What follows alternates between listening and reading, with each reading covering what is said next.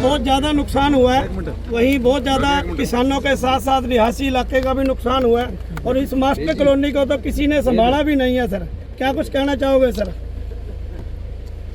हमारी सरकार के वक्त में जी जो फैसिलिटीज जाखल को मिली थी, जी जी जी आज उसका 1% भी कोई इन्होंने कुछ नहीं, बल्कि सारी बातों का निचोड़ और सारांश ये है। मैं आपसे एक बात कहूँगा कि जब भी सत्ता पक्ष के लोगों से आपका मिलना हो, उनसे एक ही प्रश्न पूछना कि ये कर्जा किस बात का है। हमारी सरकार के वक्त में हर प्रकार की सहूलियात मिली थी जी। अब इस सरकार के वक्त में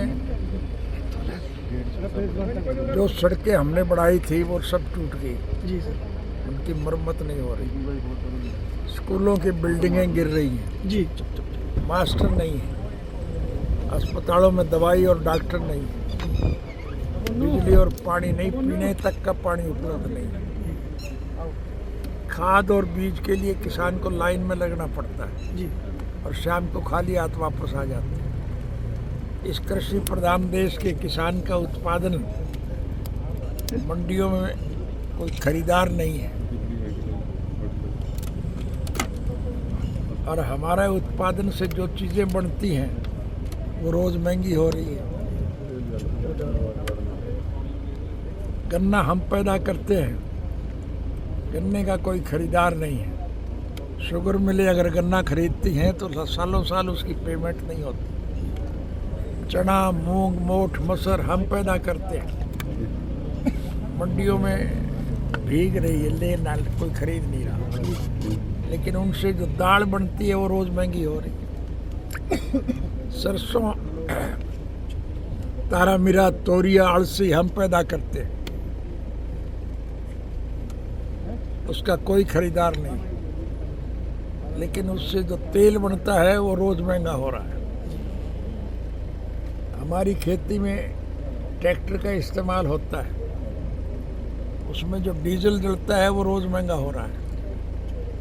लेकिन आप ताज्जुब करोगे कि हवाई जहाज़ में जो डीजल जलता है वो रोज़ मंदा हो रहा है, क्योंकि उसमें अमीर लोग सफ़र करते हैं।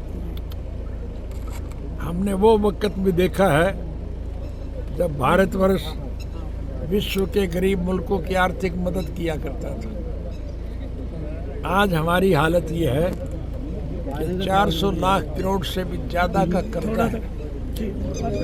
जो बच्चा पैदा होगा वो अपने सर पर हज़ारों करोड़ का कर्ज लेकर के पैदा हो। जी। उनसे ये पूछो कि ये कर्जा किस बात का है। विकास के नाम पर तो एक ईंट नहीं लगी, बिजली और पानी नहीं है, पीने तक का पानी उपलब्ध नहीं। किसान को खाद और बीज के लिए लाइन में लगना पड़ता है, शाम को खाली हाथ वापस आ जाते हैं। ज़रूरियात ज़िंदगी की चीज़ों के दाम रोज़ बढ़ रहे हैं। महिलाओं को किचन में खाना बनाने के लिए गैस का सिलेंडर रोज़ महंगा हो रहा है।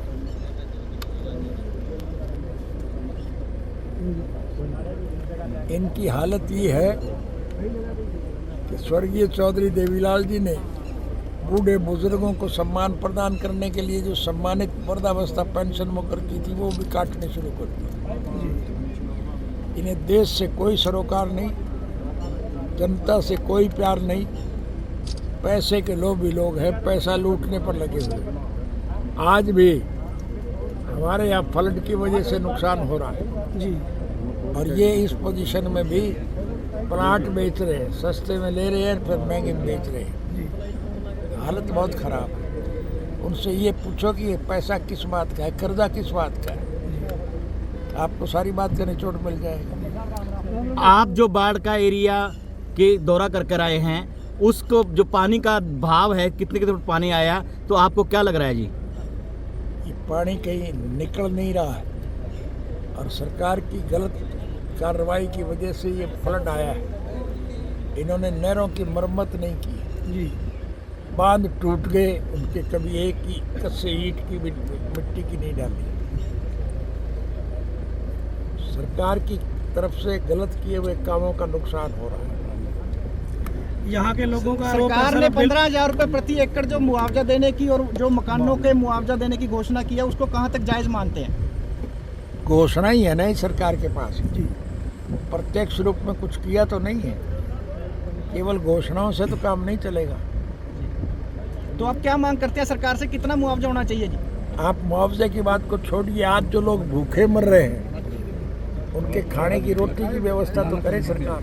जी मुआवजा तो बाद की बात है, लेकिन आज लोग भूखों मर रहे हैं, मकान डूब गए, मकान के अंदर जो सामान था सब बर्बाद हो गया, कोई पैसा 10 रुपए किसी पे था वो बर्बाद हो गया। आज लोगों के पास कोई चीज़ खरीदने के लिए पैसा नहीं है, लोग भूखों मर रहे हैं, सरकार की कोई तवज्जो ही नहीं है इस पर। सर, इस मास्टर कॉलोनी को बचाने के लिए जो हर वर्ष मतलब कि जो नुकसान होता है सर, इस बार जो बाढ़ आई है परंतु रिंग बांध बनाने की किसी ने बात नहीं की है। मंडी वासियों ने आरोप लगाया कि यहाँ मिट्टी या किसी भी प्रकार के संसाधन उपलब्ध नहीं करवाए गए।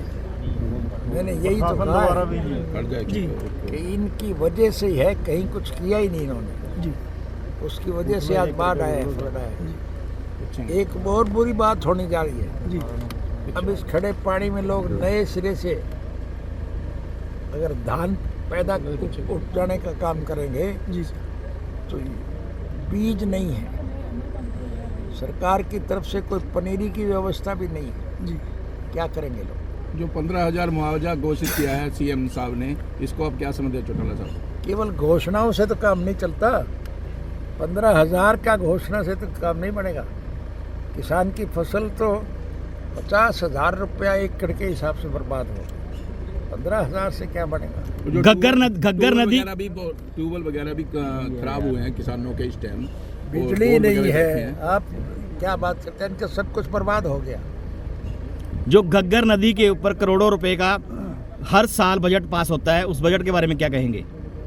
बजट तो ये खा रहे हैं, पैसा खर्च नहीं कर रहे हैं, लेते हैं और उसको खा जाते हैं।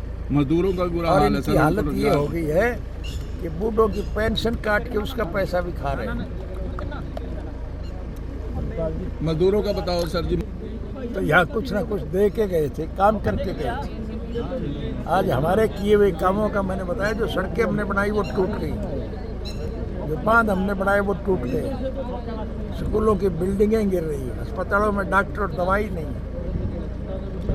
आप मुआवजे की बात करते हो, ये तो मौके पर किसी को रोटी दाल की व्यवस्था भी नहीं कर रहे। लेटेस्ट वीडियोस के लिए अभी सब्सक्राइब करें A1 हरियाणा को और प्रेस करें बेल आइकन ताकि सभी अपडेट्स आपको मिले सबसे पहले।